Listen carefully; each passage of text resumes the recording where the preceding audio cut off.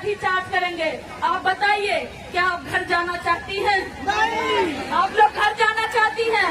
नहीं। जिंदगी झूठ झूठ को तो हम मर ही रहे हैं, हर दिन मर रहे हैं, हर घंटे मरते हैं। कोरोना जैसे महामारी में आप बताइए ना कि ये पुलिसकर्मी के बेटा था, किसी विधायक का बेटा था, किसी मंत्री का बेटा था, वो हमारे और आपके घरों का बेटा भाई बाप था। वो हमारी महिलाएं थी जो 1200-1500 किलोमीटर दौड़ पैदल चल रही थी। इसलिए साथियों, जरूरत उनको नहीं है, जरूरत हमें। अभी तो ये अंगड़ाई है, अभी तो ये अंगड़ाई है, अभी तो ये अंगड़ाई है। लड़ेंगे, जिद है, जिद ऐसी लगी है कि जब तक मुख्यमंत्री योगी आदित्यनाथ जी जा करके यह जमीन का पैगाम नहीं देते कि आपको जमीन कब तक देंगे, तब तक हम नहीं हटेंगे। हम यही पे चूल्हा जलाने वाले हैं और अब चूल्हा जलाएंगे, हम यही खाना बनाएंगे। लाठी चार्ज करना है, जितना तुम्हारे लाठी में दम है तुम लाठी चार्ज करो, हम लाठी चलते सहते रहेंगे। तुम्हारी लाठी टूट जाएगी लेकिन हम आंदोलन नहीं छोड़ेंगे। सीमा खत्म जिंदाबाद, सीमा खत्म जिंदाबाद। हम नहीं थके, लेकिन जो घी मलाई मट्ठा खाते थे ना, उनके हाथों पैरों में जंग लग गए हैं, उनके हाथ पैर फूल गए हैं। हम उनको बता देना चाहते हैं कि हम धरती का सीना चीर करके हम बीज उगाते हैं, हम उनके घरों को उनके खेतों में उनके आबाद करते हैं और हमारे बच्चे भूखे रहते हैं। हम तो एक दिन नहीं, हम 2 दिन तक टिकने वाले हैं। लेकिन आप बताओ, आपका क्या होगा साहब? आप कैसे रहोगे? वो पिज्जा को क्या करोगे? वो मलाई को क्या करोगे? हम तो, हमें ये आदत पड़ गई है, हमें भूखे रहने की आदत है, लेकिन आप कैसे जिंदा रहोगे ये बता दो हमें। साथियों, जमीन का मुद्दा जो है, मैं आप सभी लोगों के बीच में ये बताती आई हूँ कि जब अमीरों की गाड़ी दौड़ाने के लिए लाखों एकड़ जमीन खरीद करके, हजारों करोड़ रुपया लगा करके आप अमीरों की गाड़ी दौड़ाने के लिए 4 लेन बना सकते हो, 6 लेन बना सकते हो, तो हम गरीबों के मान सम्मान के लिए, हमारे बच्चों के भविष्य के लिए 1 एकड़ जमीन क्यों नहीं दे सकते? साथियों, तेलंगाना सरकार ने 3-3 एकड़ जमीन दिया है, आंध्र प्रदेश ने 3-3 एकड़ जमीन दिया है, लेकिन कहते हैं साथियों, हमें शिकायत गैरों से नहीं है, हमें तो अपनों ने लूटा है।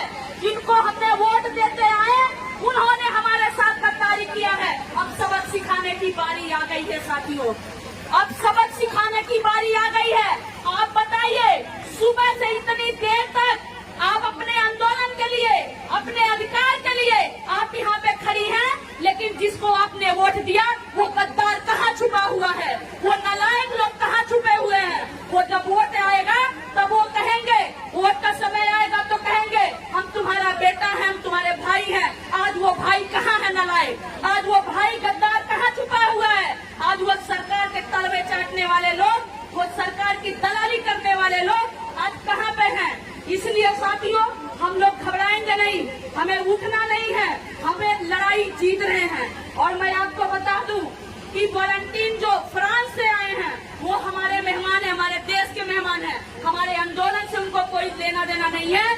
वो हमारे महिलाओं के शक्ति देखने के लिए आए थे।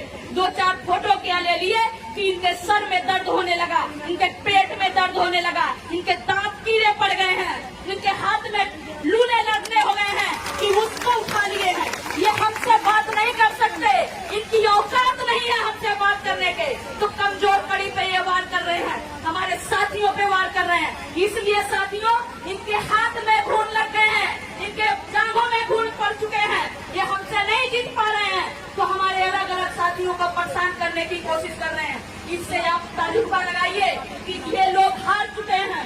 जो पिज्जा इनका है ना, पिज्जा बर्गर जो होता है ना, पेट में वो मांग रहा है, इनसे लिट्टी चोखा नहीं खाई जाएगी। हम उनके घर को भरते आए आज तक हम उनको घर को भरे, अब लिट्टी चोखा नहीं इनको चाहिए। पिज्जा के लिए ये हमको मारने के लिए तैयार हो रहे हैं, पिज्जा के लिए ये कह रहे हैं कि भीड़ कम होगी तो हम लाठी चार्ज करेंगे। आप बताइए, क्या आप घर जाना चाहती हैं? नहीं। आप लोग घर जाना चाहती हैं? नहीं। जिंदगी झूठ झूठ कर तो हम मर ही रहे हैं, हर दिन मर रहे हैं, हर घंटे मरते हैं। कोरोना जैसे महामारी में आप बताइए ना कि ये पुलिसकर्मी का बेटा था, किसी अमर विधायक का बेटा था, किसी मंत्री का बेटा था, वो हमारे और आपके घरों का बेटा भाई बाप था। वो हमारी महिलाएं थी जो 1200-1500 किलोमीटर लौट पैदल चल रही थी। इसलिए साथियों, जरूरत उनको नहीं है, जरूरत हमें है। हमें लड़ना ही पड़ेगा, हमें अड़ना ही पड़ेगा।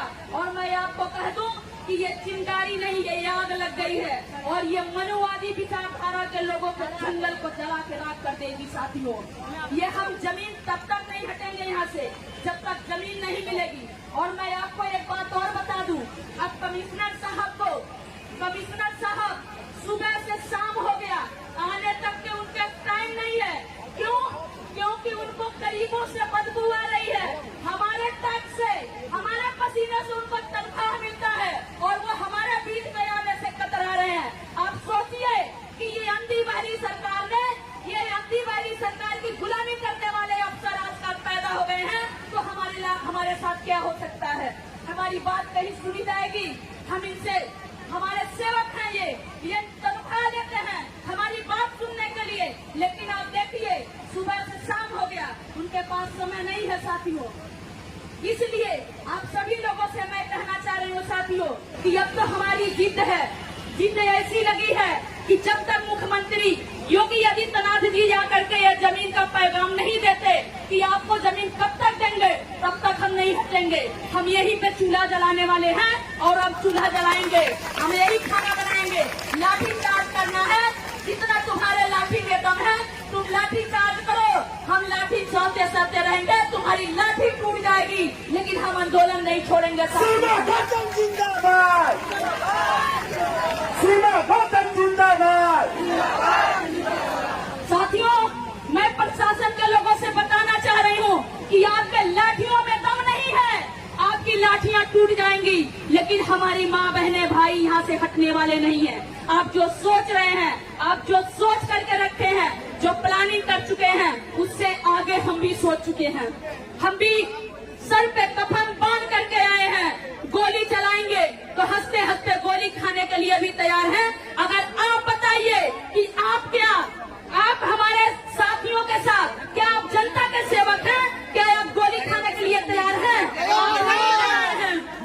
मैं प्रशासन के लोगों से कहना चाह रही हूँ, जो गोलियों की धमकी दे रहे हैं, गाड़ियों लाठियों की धमकी दे रहे हैं, क्या वो लाठी खाने के लिए तैयार हैं? नहीं है, लेकिन हम तैयार हैं। हम उनके सामने कह रहे हैं कि अगर आप में दम है तो हमसे बात करो, हमारे घर पे वार मत करो। साथियों, अभी आपने देखा माननीय सरोवर कुमार निराला जी के घर पे पुलिस जाकर के बात कर रही है, महिलाओं को फोन छीन लिया, वहाँ भद्रता कर रही है। एक तरह से तो पुलिस कहूँ, अभी तक तो मेरे दिल में, दिमाग में एक इज्जत बनी है, लेकिन मैं क्या समझूं, वो पुलिस के वर्दी में वो गुंडे थे या कौन लोग थे जो हमारे घर पे हमारे माँ बहनों के साथ जाकर के हमारा फोन छीने हैं? ये कौन लोग थे? उस पर प्रशासन को कार्रवाई करना होगा, क्योंकि अगर उनको दुश्मनी है तो वो हमसे लड़े, हम उनके सामने हैं। वो गोलियां चलाना चाहते हैं, हमारा सीना आगे है, वो लाठियां चलाना चाहते हैं, हम उनके सामने हैं, लेकिन हमारे घर पे उनका कोई औकात नहीं है, उनके बाप की बपौती नहीं है वो घर, वो हमारे खून पसीने का घर है, हमने खून पसीने से वो घर बनाया है, उनके बाप की बपौती नहीं है। आपको जो बात करना है वो हमसे करो।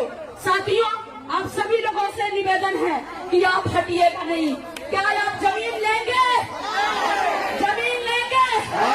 अभी तो ये रंगराई है, अभी तो ये रंगराई है, अभी तो ये रंगराई है। लड़ेंगे, लड़ेंगे, लड़ेंगे। बाबा